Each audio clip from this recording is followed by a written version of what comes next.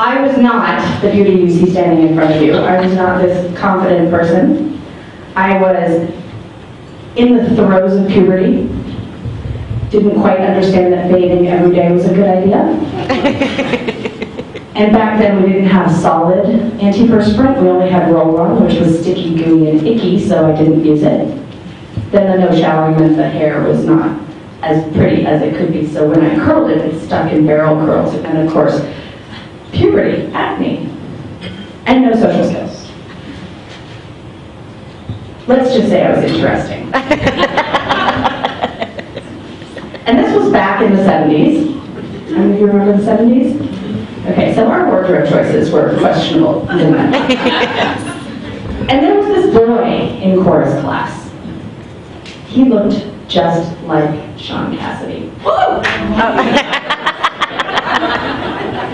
I see I'm preaching to the choir here. I love Sean Cassidy to the point where my mother went, you know, we had those t-shirt stores, you could get anything ironed onto a t-shirt.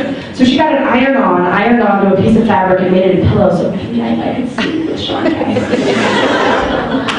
And I walk into chorus class and there is this boy and he is just the spitting image of a, like, 11-year-old Sean Cassidy. Oh! And my little hormones were going. And you know, when I talk to businesses about this, and it works for you too. When you're approaching a potential employer, don't do what I did with Eric. So I wrote a letter, and I said, "I'll be the best girlfriend ever if you just give me a chance. I know you would absolutely love me. I so love you." And he read it. Out loud.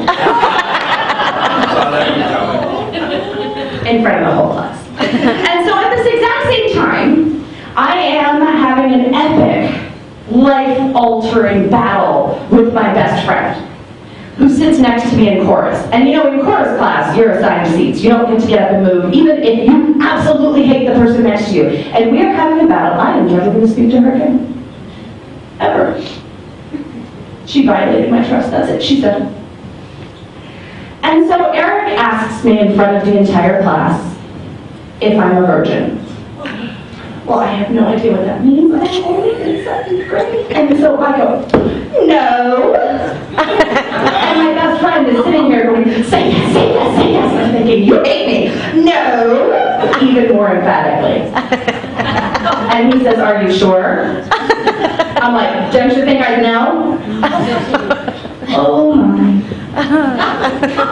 That was it. Game over. End of story. I was, from then on, a slut, Adryenn. And I hadn't even had the pleasure of earning it. I mean, it would be one thing if I'd had fun earning it. But just a little slip of the tongue? Seriously. And so I was tortured. I was thrown into trash cans, I was thrown down staircases in high school. I was below the lowest rung of the social ladder. The only time I was accepted was when I was a cheerleader. And so, but I wasn't popular enough to be a football cheerleader. I was a basketball cheerleader because I was talented and they couldn't say no. But my senior year, I tried out and I did not make song meet because the only time that I was popular or tolerated was when I was a cheerleader. So my grade point average was a D. I don't know if you can tell, but I'm kind of like smart. Freakishly smart. But I never went to class. I went to the beach instead. So I didn't qualify. So I left school early. I dropped out. I went to college. And a miraculous thing happened. I told them I was smart. And they believed me. I told them that I was fun. And they believed me. I told them they should like me, and they did. I told them I was fabulous, and they thought I was. And I realized you decide how people treat you. You decide what people think about you. You tell them how to treat you by what you allow them and how you allow them to treat you. Do you get it?